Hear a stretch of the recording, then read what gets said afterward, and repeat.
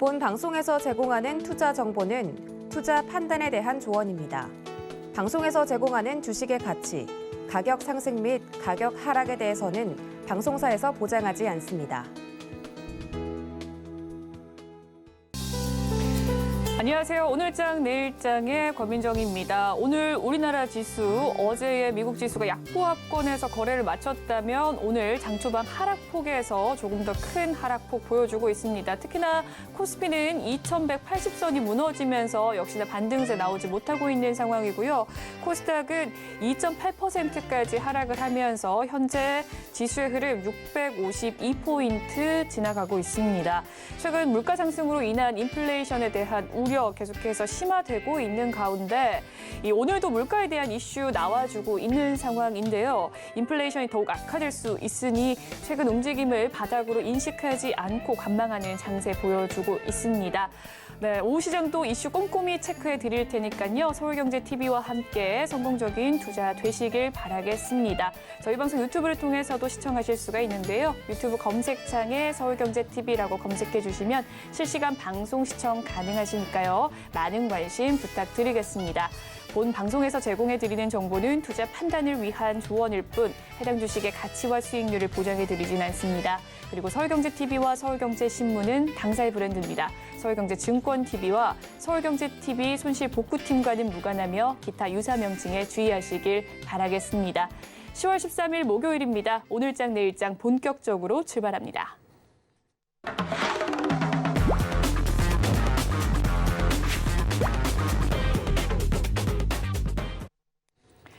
첫 번째 이 시각 보도본부 시간입니다. 오늘은 보도국의 서지은 기자 나와 있습니다. 어서 오세요. 네, 안녕하세요. 네, 그러면 오늘은 어떤 헤드라인 들고 오셨을지 화면으로 살펴보겠습니다.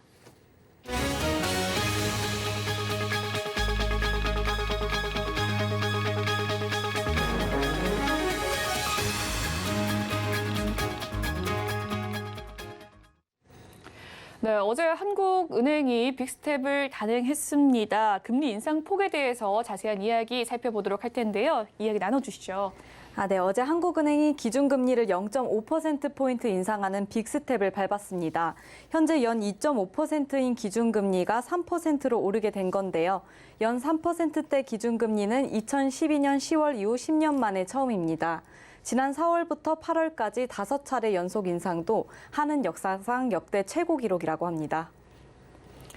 네, 이번에 금리 인상으로 인해서 중산층에게 돌아오는 이 영향이 크다고 하는데 어떻게 영향을 미치고 있습니까? 네, 가파른 금리 인상으로 중산층 이상의 고소득 가구의 금융부채가 늘어났는데요. 한국은행과 통계청 집계를 보면 소득 상위 20%인 5분위 가구의 처분 가능 소득 대비 금융부채 비율은 2017년 103.7%에서 지난해 122.8%로 19.1%포인트 증가했습니다. 이에 비해 소득 하위 20%인 1분위는 같은 기간 115.3%에서 106.8%로 오히려 8.5%포인트 하락했습니다. 소득 기준으로 중산층 이상의 고소득층에 해당하는 금융부채 비율이 큰 폭으로 상승한 반면에 저소득층인 1, 2분위는 오름폭이 작거나 오히려 하락한 것을 볼 수 있습니다. 네, 앞서 말씀해 주신 것처럼 저소득층에 비해서 중산층 이상의 고소득층이 부채 비율이 낮다고 하는데 이유가 무엇일까요? 네, 상대적으로 여유가 있는 중산층이 부동산과 주식 등에 투자하면서 빚이 늘어난 것으로 보입니다. 2017년 말 이후 부동산 가격 상승과 가상화폐 열풍에 이어 2020년 코로나 위기 이후 빚을 내 적극적으로 투자에 나선 것이 상대적으로 여유가 있는 중산층이기 때문입니다. 이창용 한흥 총재는 가계의 고통이 굉장히 크다는 것을 부인할 수는 없지만 물가를 잡는 게 우선이라며 금리 인상을 단행할 수밖에 없었던 이유를 밝혔습니다. 네, 다음 소식 살펴보도록 하겠습니다. 코로나로 인한 중사업 기업들의 타격에 대해서 살펴보도록 할 텐데요. 이 중소기업 정책자금 융자 잔액이 급증했다고 합니다. 어떤 내용일까요? 네, 중소벤처기업진흥공단이 중소기업들에 직접 대출을 해주는 정책자금 융자 잔액이 2년 새 4조 원 가까이 급증한 것으로 나타났습니다. 중소기업 정책자금은 민간은행으로부터 자금 조달이 어려운 중소기업을 대상으로 저금리로 자금을 융자해주는 것을 말하는데요. 지난해 말 중소기업 정책자금 융자 잔액은 약 14조 원으로 코로나 사태 전인 2019년 말보다 35.6% 늘었습니다. 네, 이 융자 잔액이 14조 원을 넘어섰다는 건 큰 수치인 것 같은데 갑자기 이렇게 늘어난 이유 무엇입니까? 네, 가장 대표적인 이유는 코로나 사태로 타격을 크게 입은 중소기업을 지원하기 위해 정부가 지원금을 확대하다 보니 자연스럽게 는 것으로 파악되는데요. 또 폐업과 회생 신청, 장기 연체 등 이유로 약정이 해지된 사고 금액이 늘어난 것도 이유로 꼽힙니다.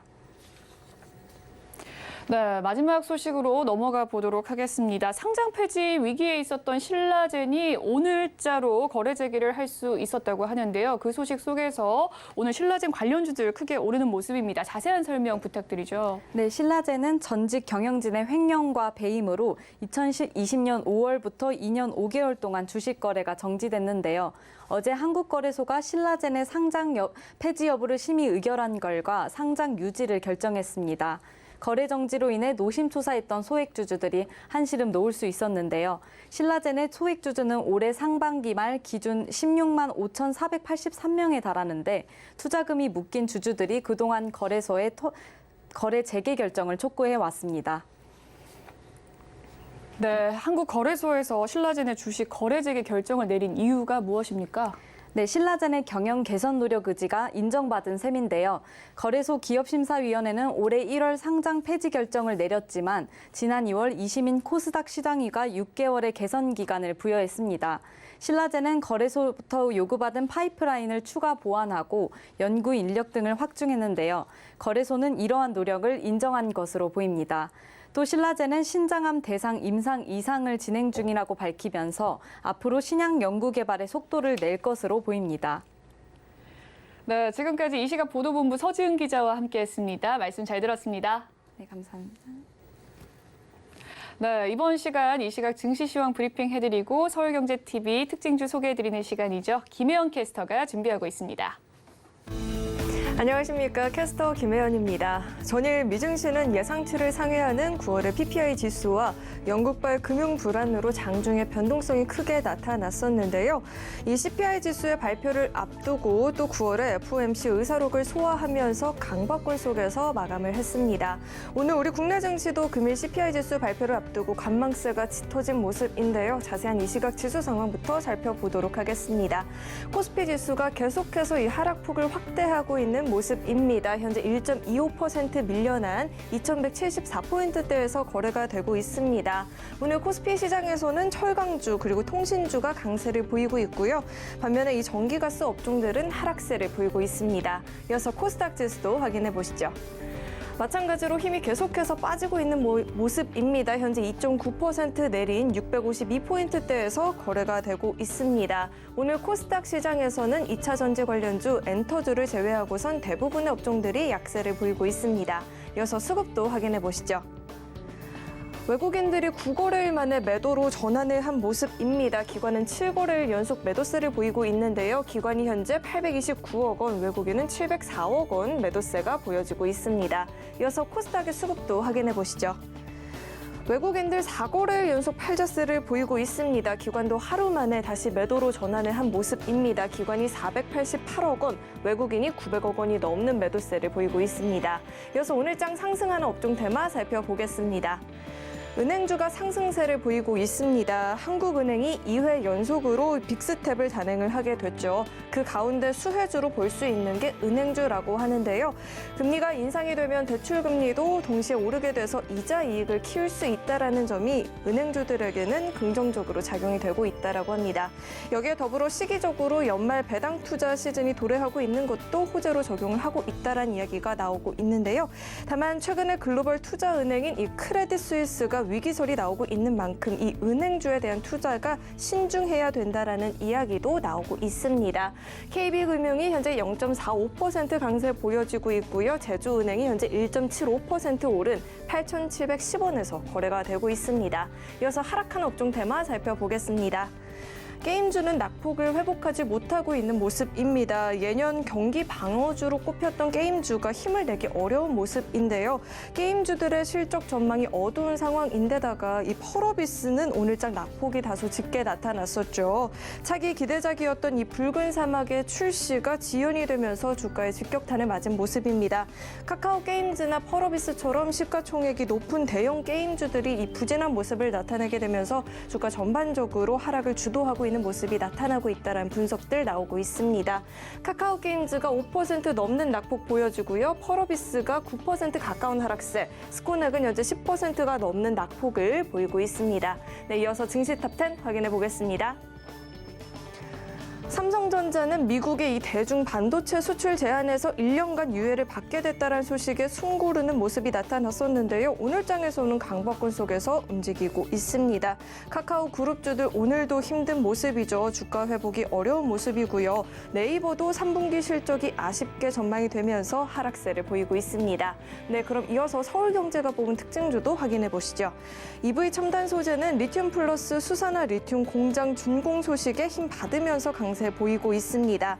프로이처는 오늘 상한가를 진입을 했죠. 세계 최초로 프로보 블록 특허를 취득한 것으로 알려진 가운데 이 전기차 자율주행화에 따른 디스플레이 대형화에 대한 수혜가 기대가 되고 있다라고 합니다. 셀피 글로벌은 스마트 카드 제조업체인데요. 키오스크 코리아의 지분을 30% 인수했다는 소식에 주가 강세 보여지고 있습니다. 네, 그럼 먼저 카카오부터 살펴보도록 하겠습니다. 현 정부의 고위 관료들이 많이 보유하고 있는 주식 가운데 2위가 카카오라고 하는데요. 카카오의 주가는 하향 곡선을 이어나가고 있는 모습입니다. 그룹주 전부가 서로 52주 신저가를 연일 새롭게 달성을 하고 있는 모습이 보여지고 있죠. 전망에 대한 부정적인 리포트들도 나오고 있고 또 금리 인상 이슈를 받아내면서 낙폭을 기록하고 있다는 이야기가 나오고 있습니다. 네, 이어서 아이스크림 에듀도 살펴보겠습니다. 교육당국이 모든 학생의 기초학력을 보장하는 국가교육 책임제를 위한 제1차 기초학력 보장 종합계획을 보고했다는 소식에 힘을 받으면서 강세 보여집니다. 현재 1.61% 오름세를 기록해주고 있는 모습이고요. 마지막으로 신라젠 살펴보겠습니다. 과거 문은상 전 대표의 횡령과 배임건으로 주식 거래가 정지가 됐었는데요. 거래 재개가 된 오늘 장 초반부터 급등세가 보여지고 있습니다. 장중에 변동폭은 컸지만 현재도 상한가가 풀리지 않고 있는 모습입니다. 네, 지금까지 증시 탑10 확인해봤습니다.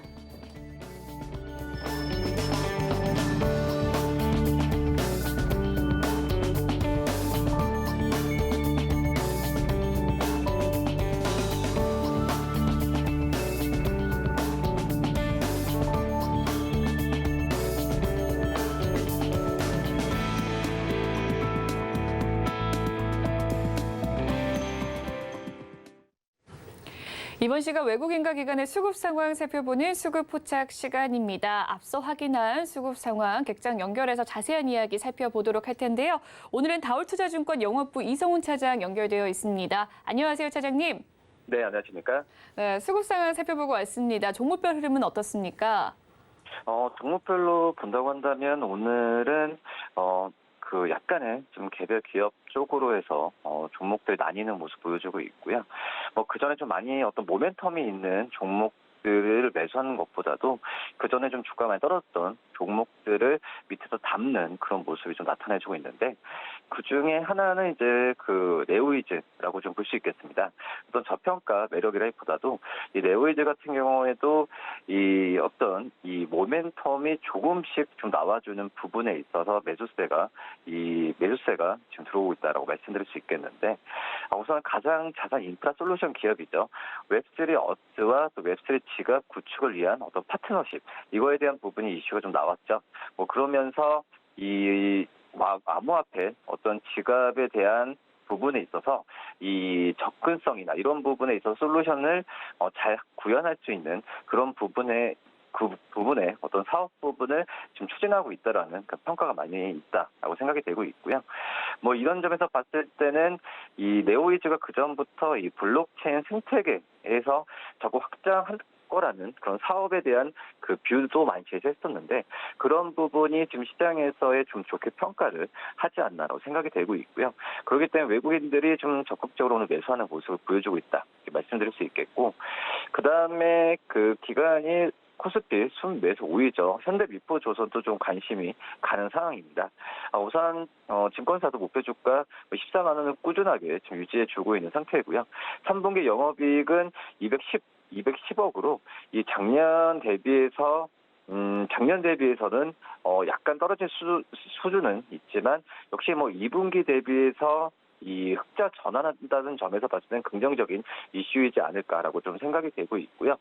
이 환입치 비중이 좀 커졌지만 여러 가지 추가에 대한 환입에 대한 부분도 좀 있기 때문에 현대미포조선의 이 3분기 실적은 흑자 전환은 물론이고 영업이익도 200억 이상 나올 가능성이 크지 않을까 이렇게 좀 판단됩니다. 네, 종목별 흐름 살펴봐 주셨습니다. 오늘자 네오 위즈와 현대미포조선 좋은 흐름 살펴봤네요. 그렇다면 차장님께서 포착한 특징 중 어떤 종목이 있을까요? 지금 현재 본다고 한다면 기관 쪽에 순매수 2위죠. 이 포스코홀딩스를 좀 말씀드리도록 하겠는데 포스코홀딩스도 주가가 많이 떨어졌습니다.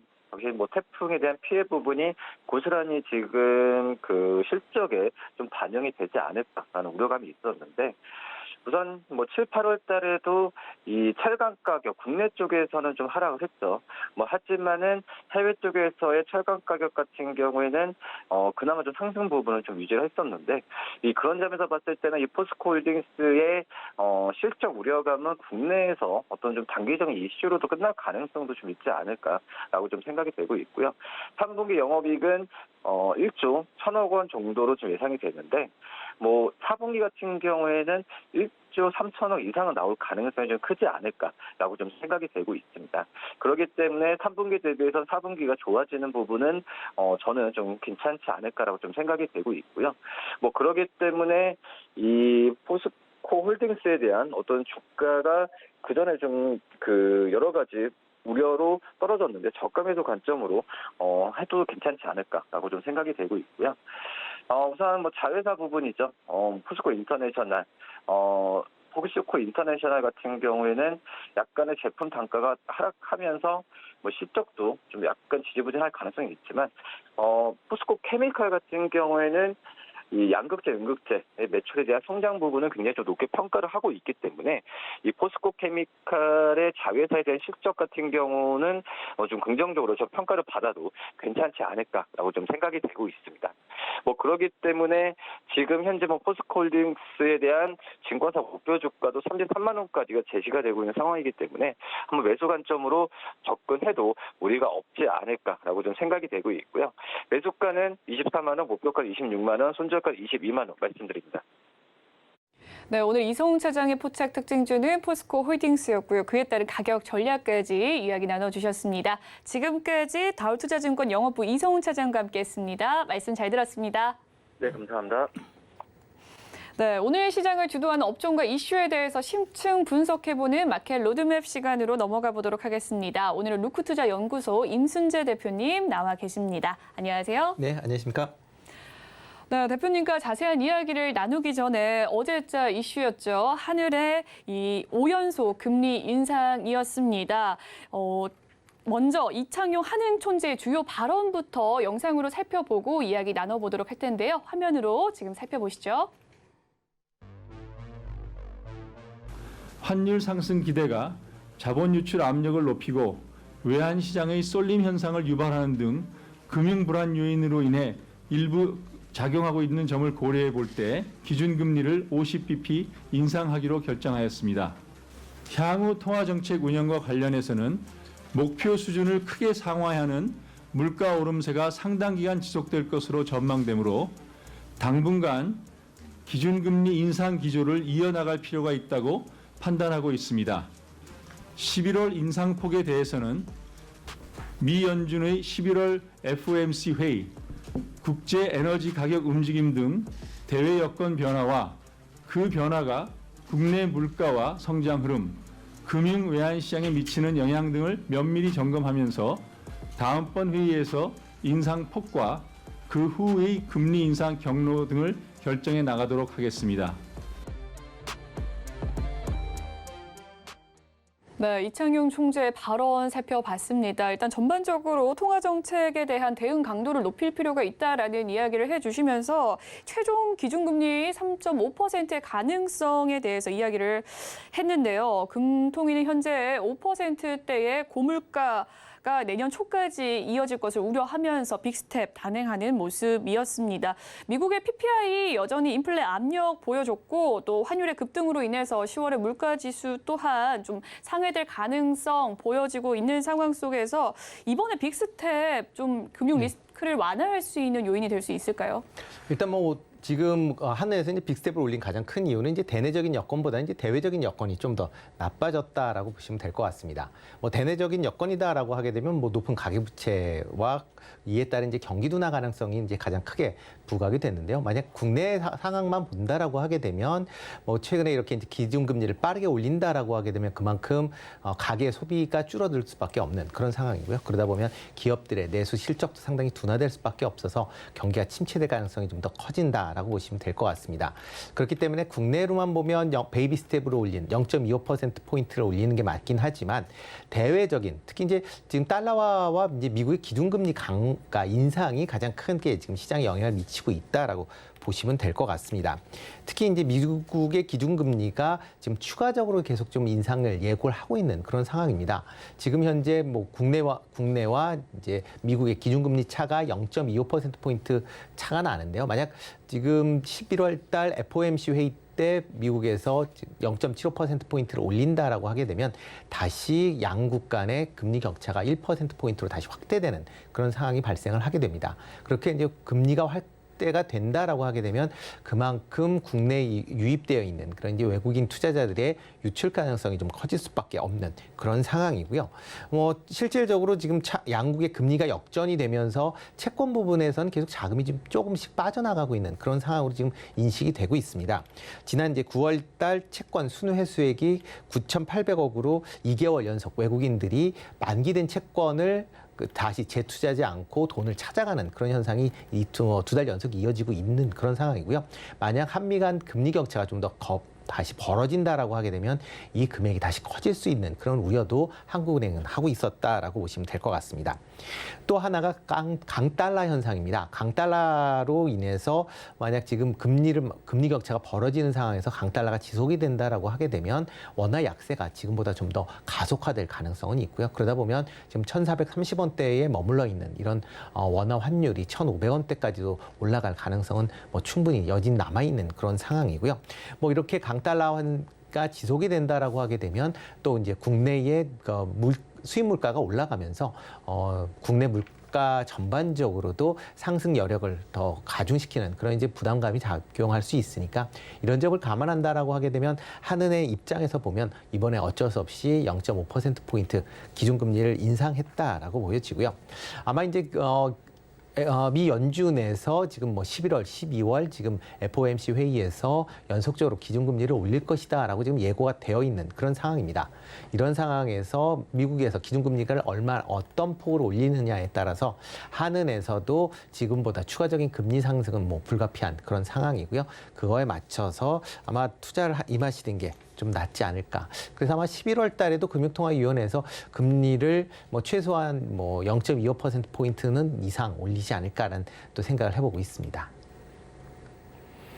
네, 물가 우려 속에서 빅스텝을 단행한 우리 한국은행 금융 리스크가 좀 해소될지에 대한 질문에 대해 답변을 해주셨습니다. 일단 대내 경제 상황보다는 대외 경제 상황에서 이슈를 좀 둔 모습이었고요. 계속해서 좀 강달러 현상이 지속이 된다면 원화 약세에 대한 우려 남아있는 가운데 11월에 있을 FOMC 회의에 따라서 또 매파적인 발언과 금리 인상이 조금 더 이루어진다면 우리나라 시장의 또 금리 인상도 추가 상승의 가능성 불가피하다라는 말씀까지 덧붙여 주셨습니다.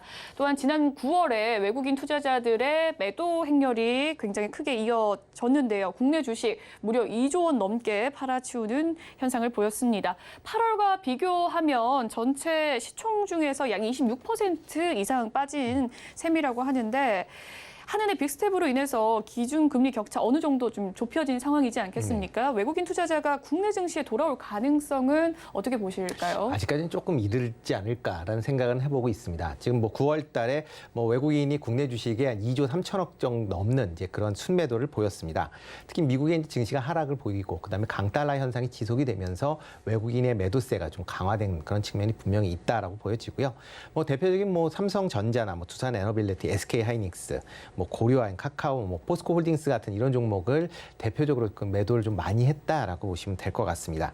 뭐 이에 따라서 코스피에서 외국인이 차지하는 비중이 지금 30%대까지 내려오면서 지금 뭐 30%를 깨느냐 마느냐라는 얘기까지 나오는 그런 상황입니다. 물론 이제 이렇게 이제 9월 달에 외국인이 매도세를 많이 했었던 이유는 9월 달이 이제 분기 말이다 보니까 이거 이제 포트폴리오 조정 차원에서도 일부 좀 매도한 물량도 같이 섞여 있는 거 아닌가라는 생각을 해보고 있고요. 뭐 이에 비해서 10월 달에는 또 다시 외국인이 지금 순매수를 보이고 있는 그런 상황입니다. 뭐 코스피 같은 경우에는 뭐 10월 12일 전일자까지 10월 달 내내 지금 순매수를 외국인이 보이고 있고요. 총 매수 규모는 1조가 좀 넘는 금액을 순매수하고 있습니다. 대신 이제 코스닥 같은 경우는 같은 기간 동안에 3,500억 넘는 그 순매도를 보이는 게 양시장이 좀 다르게 반응을 하고 있다라고 보시면 되는데요. 이렇게 이제 양시장이 다르게 반응하는 가장 큰 이유는 이제 코스피 시장이 어차피 이제 국내의 대표적인 기업들이 많이 포진되어 있다 보니까 이런 지수 관련된 대형주를 매수했다라고 보시면 될 것 같고요. 특히 이제 국내 증시가 달러화 기준으로는 낙폭이 좀 크게 뭐 보인 그런 모습입니다. 특히 이제 10월 11일 기준으로 본다라고 하게 되면 올해 고점 대비 코스피 이제 하락률이 한 26% 정도 되는데요. 만약 이를 달러화로 환산을 한다라고 하게 되면 39%로 어떻게 보면 50% 더 달러화는 빠졌다라고 보시면 될 것 같으니까요. 그러다 보니까 외국인 입장에서 보면 국내 시장의 주식이 상대적으로 좀 저평가되어 있다라는 그런 인식이 좀 커진 거 아닌가라는 생각을 해보고 있습니다. 이에 따라서 최근 들어 뭐 삼성전자나 SK 하이닉스를 꾸준히 순매수하는 이유도 그런 것 때문에 아닌가라는 생각이 들고 있고요. 외국인이 뭐 금리차가 줄어든다라고 해도 당장의 매수세 전환은 뭐 이루어지기는 좀 어려울 것이다라고 예상을 하고 있습니다. 뭐 여전히 뭐 미국에서 기준금리를 올린다라고 하게 되면 기준금리 격차가 다시 또 확대될 수밖에 없는 그런 상황이고요.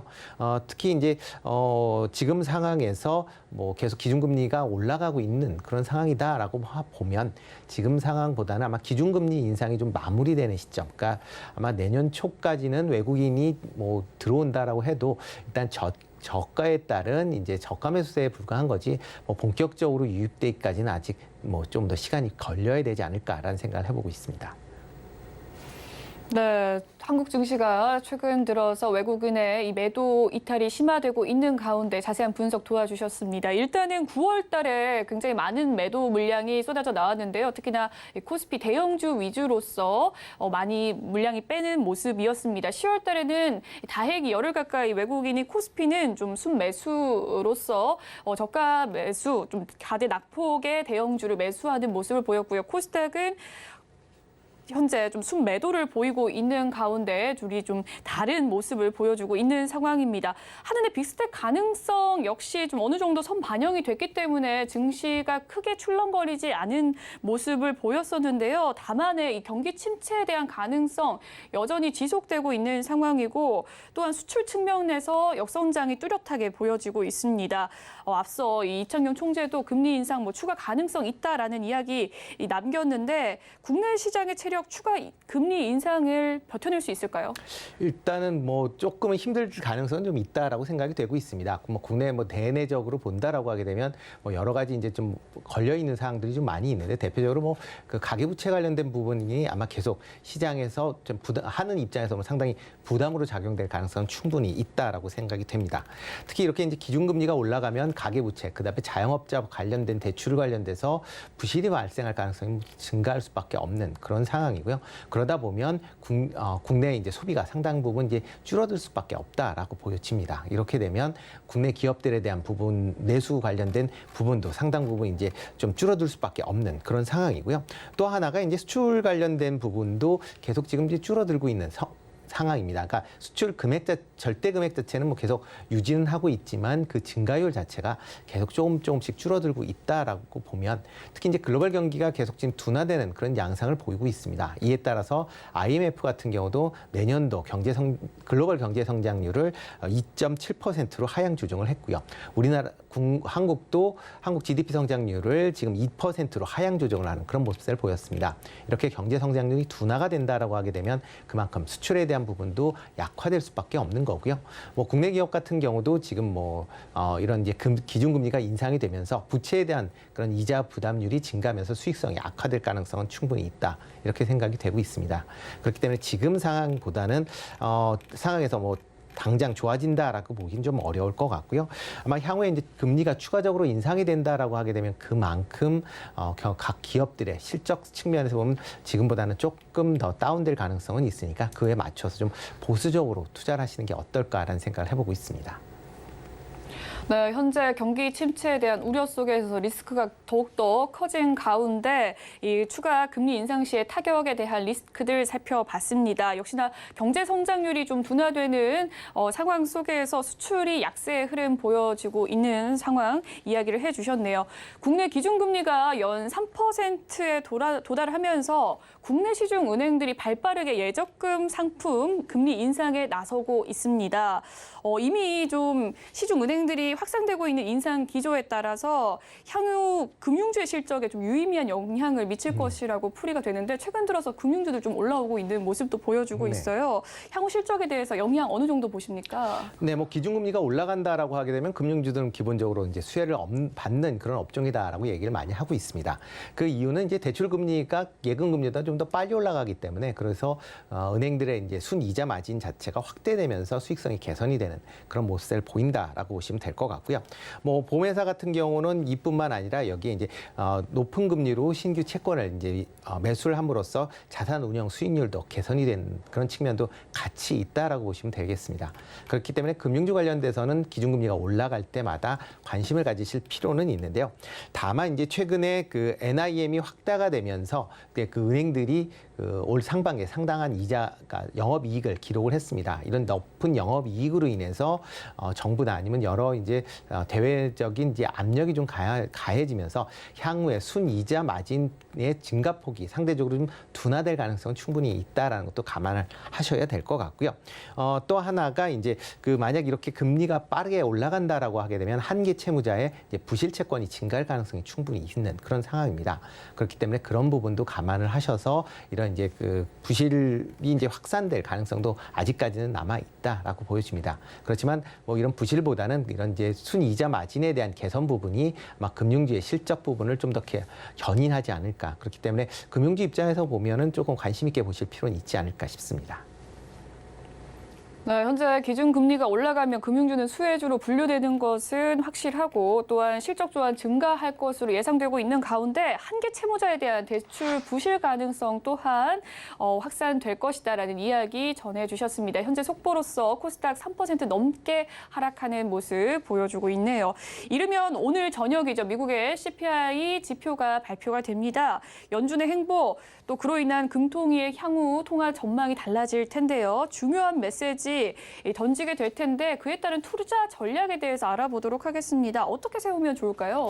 네, 미국의 이제 CPI가 오늘 발표될 예정인데 아마 그 기준치는 지금 시장 예상치 이제 8.1%를 이제 기록을 하고 예상을 하고 있습니다. 전원 달러가 8.3%의 비슷한 수준의 소폭 하락세를 지금 예상을 하고 있는데요. 지금 9월 달 들어 그동안 이제 하락을 견인했었던 이제 에너지 관련주의 가격이 그렇게 떨어지질 않았기 때문에 전체적인 CPI가 그렇게 크게 떨어질 것 같지는 않아 보입니다. 근원 CPI 같은 경우는 지금 추가적으로 지난달보다 높은 6.5%를 지금 예상을 할 만큼 소폭 증가할 걸로 예상이 되고 있습니다. 만약 이렇게 이제 CPI가 높게 나온다라고 하게 되면 11월 달 기준금리 인상에는 영향을 미친다기보다는 이제 12월 달 기준금리 인상 폭이 어떻게 결정될지에 좀 더 영향을 미친다라고 보시면 되지 않을까 싶습니다. 11월 FOMC에서는 아마 기준금리가 75bp 인상하는 게 거의 기정사실화된 거 아닌가라고 이제 시장에선 받아들이고 있고요. 다만 이제 12월 달 FOMC 회의에서 과연 50bp를 올릴 것이냐 아니면 75bp의 인상폭을 유지할 것이냐라는 게 시장에서는 좀 더 관심사다라고 보시면 될 것 같습니다. 만약 높은 CPI가 계속 유지된다라고 하게 되면 12월 그동안에 연은에서 올 내내 기준금리를 올린 거에 대한 효과가 아직까지도 시장에서 미치지 못했다라는 그런 얘기가 나올 수밖에 없고요. 그러다 보면 연준 입장에서 좀 더 강력한 이런 카드를 꺼낼 수밖에 없는 그런 상황에 이제 봉착한다라고 보시면 될 것 같고요. 그러다 보면 추가적인 금리 인상이 불가피하다. 그렇게 되면 이제 국내 같은 경우도 같이 하는 입장에서 지금 3.5%의 이제 최종 목표 금리를 잡고는 있지만 미국에서 기준금리 올리는 속도가 더 빨라지고 폭이 커진다라고 하게 되면 한은에서 관련 3.5%의 기준금리 인상을 넘길지 안 넘길지를 보시는 것도 하나의 그러니까 주요 포인트 아닌가라는 생각을 해보고 있습니다. 네, 지금까지 루크투자연구소 임순재 대표님과 기준금리 인상에 따른 투자 전략 살펴봤습니다. 말씀 잘 들었습니다. 네, 고맙습니다.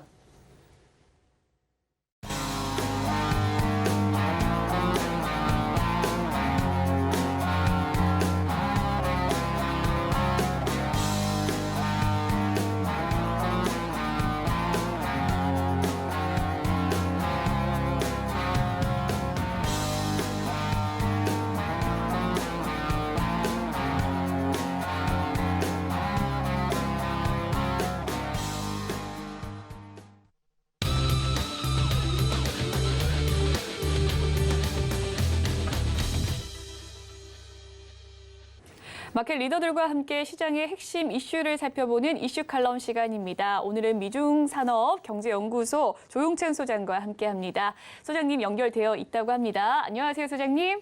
예, 안녕하십니까. 네, 오늘 발표될 미국의 CPI 지수, 이 소비자 물가 지수죠. 물가 상승세가 꺾였다는 희소식 듣고자 하는데 들을 수 있을까요? 네, 아직까지는 그런 희소식은 나오지는 않을 것으로 보여지는데요. 아무래도 연준이 중시하는 지표죠. 식품 또 에너지를 제외한 코어 CPI, 그러니까 근원 CPI라고 부르는데요. 6.5%로 나올 것으로 보여지기 때문에 8월보다는 오히려 0.2%포인트 더 높아질 것으로 보여집니다. 현재 미국에서는 주거비라든지 중고차 가격이 꺾였다고는 하지만 이는 시차를 두고서 반영이 되기 때문에 이번 9월까지는 서비스 가격과 함께 물가 상승 압력으로 작용하고 있는데요. 이 때문에 11월에는 FOMC에서 4회 연속 자이언트 스텝인 0.7%의 금리 인상, 그리고 12월에는 0.5%의 빅스텝을 밟을 것으로 보여집니다.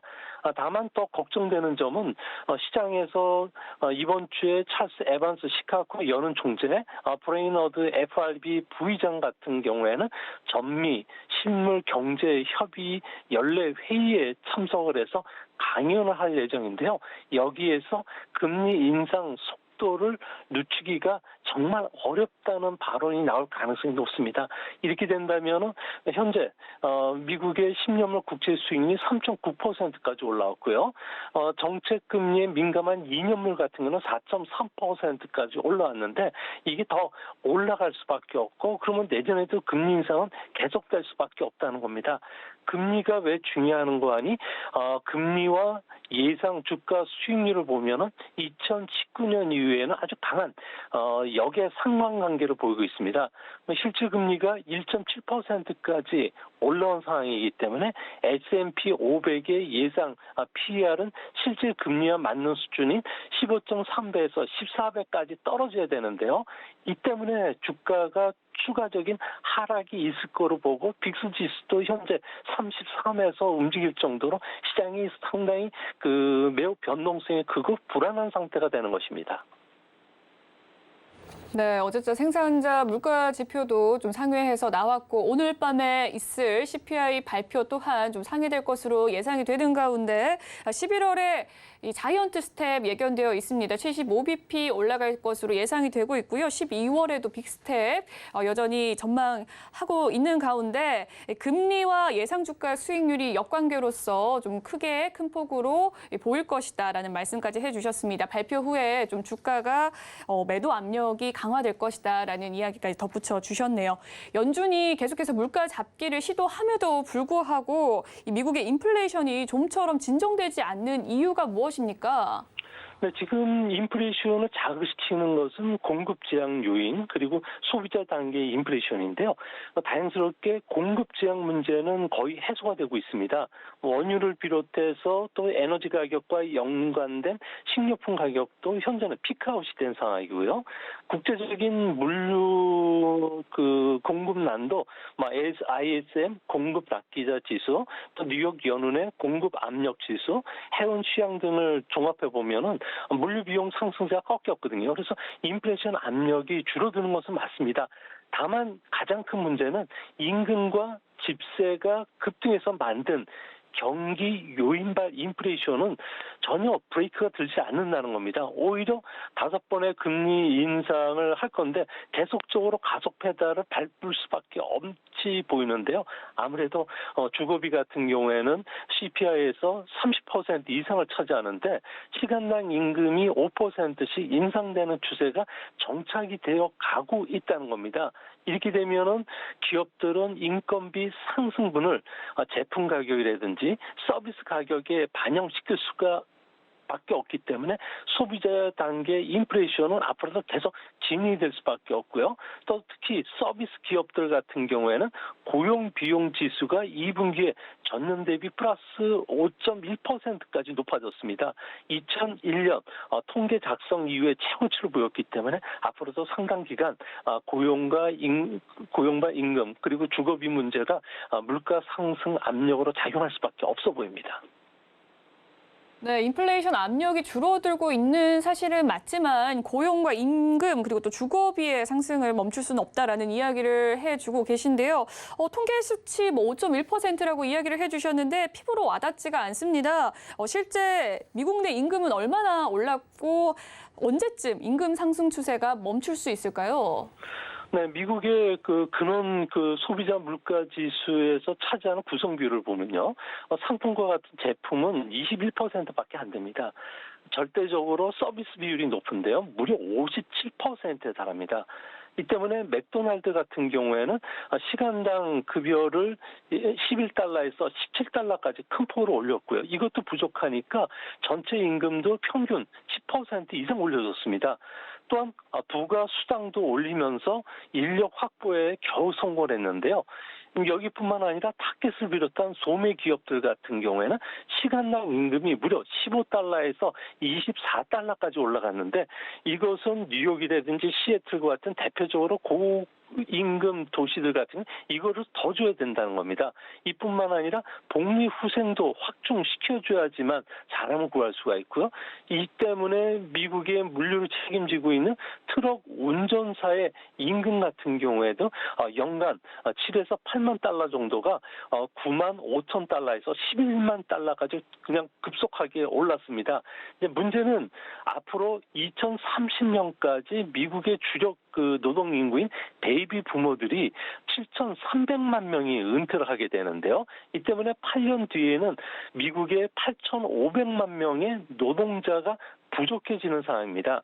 이제 앞으로 상당 기간을 걸쳐서 노동시장에 심각한 인력난에다가 또 서비스 기업은 급여나 복리 후생비를 인상을 시켜줘야 하기 때문에 서비스 가격 상승은 우리가 생각했던 것보다도 상당히 길어질 수밖에 없고 이는 미국뿐만 아니라 전 세계적인 고용 위기를 초래할 수 있다는 점도 우리나라도 지난 30년간 저물가 저금리 시대도 거의 끝나가는 것은 아닌가 우려가 되는 그런 모습입니다.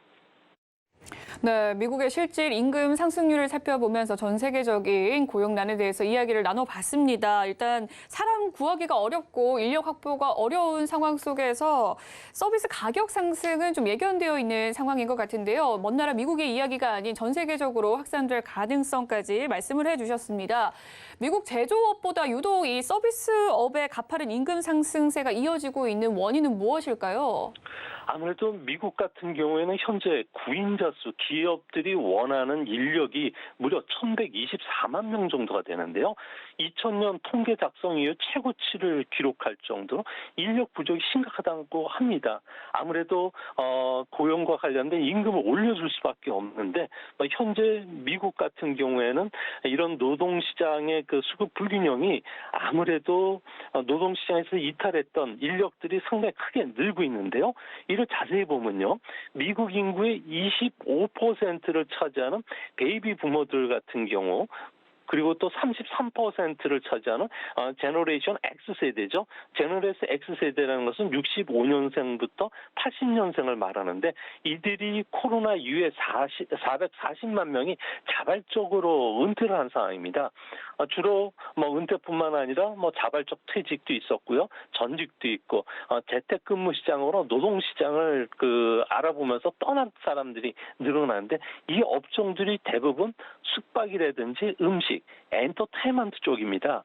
이 때문에 서비스업 부분에서 고용 회복이 더디고요. 이 때문에 미국에서 음식점에 가서 식사를 하다 보면 팁을 $20 정도까지도 줘야 되는 상황까지 몰리고 있다고 합니다.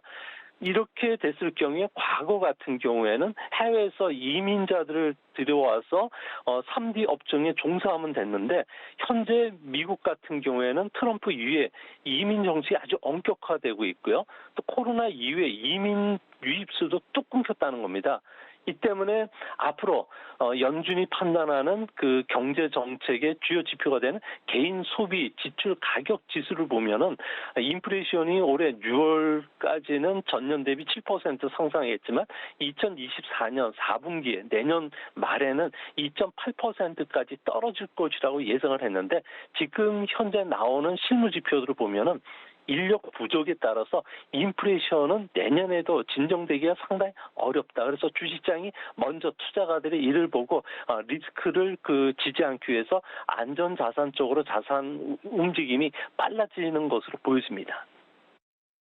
네, 현재 상황, 가파른 임금 상승에 대한 배경들 살펴봐 주셨고요. 또 노동시장 수급의 불균형 속에서 인플레이션 잡기가 쉽지 않을 상황이다라는 점 근거 제시해 주셨습니다. 글로벌 긴축이 계속해서 확대되면서 좀 증시 반등에 대한 조건 알아보도록 할 텐데요. 연준이 고물가 잡기 위해서 계속해서 노력하고 있는 가운데 금리 인상을 계속해서 단행할 경우에 이 경기 침체는 물론 주가 하락으로 인해서 역자산 효과를 가져오게 될 것 같습니다. 궁극적으로 이 인플레이션 억제하는 효과가 될 수 있을까요? 네, 연준이 공격적으로 금리 인상을 하는 이유 중에 하나는 아무래도 수요를 좀 잡겠다는 생각인데요. 미국인들 같은 경우에는 자신의 가계 자산의 55% 이상을 주식이라든지 위치로 펀드와 같은 연기금에 투자를 하고 있습니다. 이 때문에 주가가 하락이 장기화된다면 미국 가계는 자산이 줄어들 수밖에 없는데 이를 경제학 용어로는 역자산 효과라고 합니다.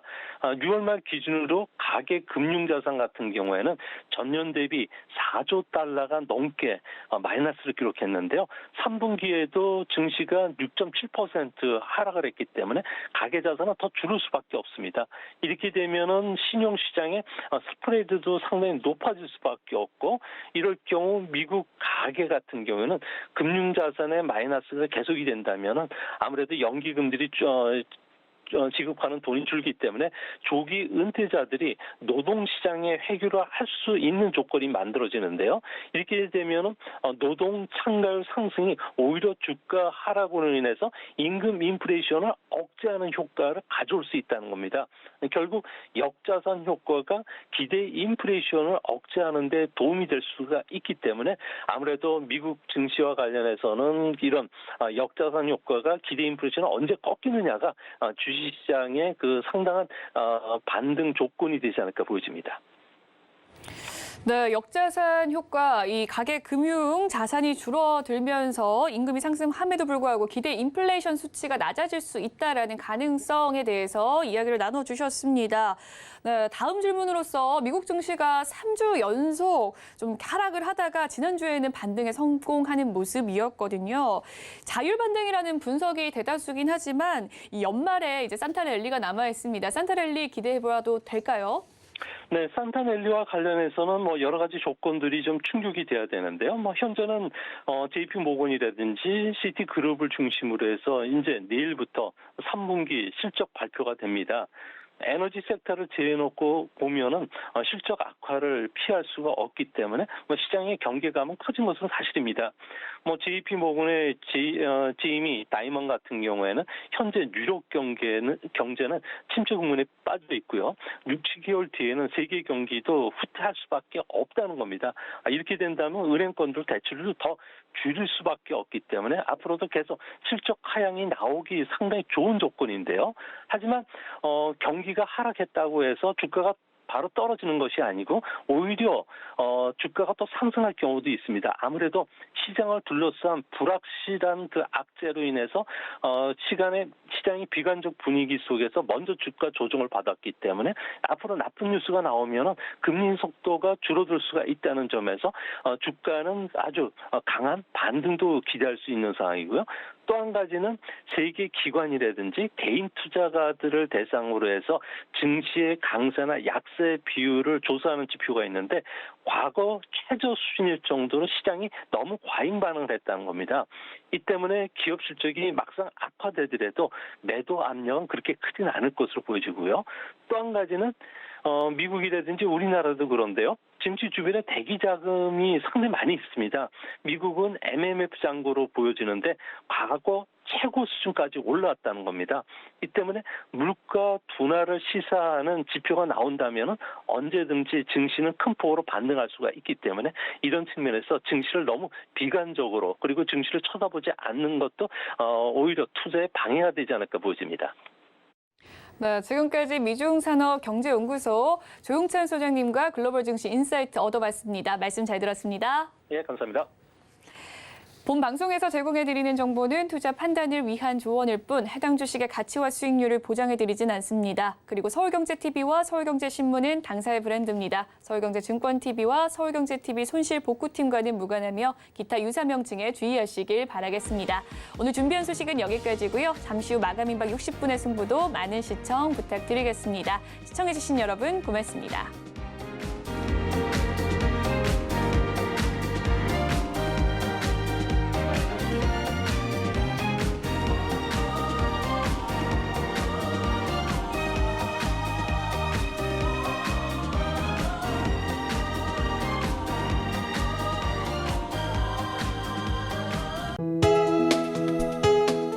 본 방송에서 제공하는 투자 정보는 투자 판단에 대한 조언입니다. 방송에서 제공하는 주식의 가치, 가격 상승 및 가격 하락에 대해서는 방송사에서 보장하지 않습니다.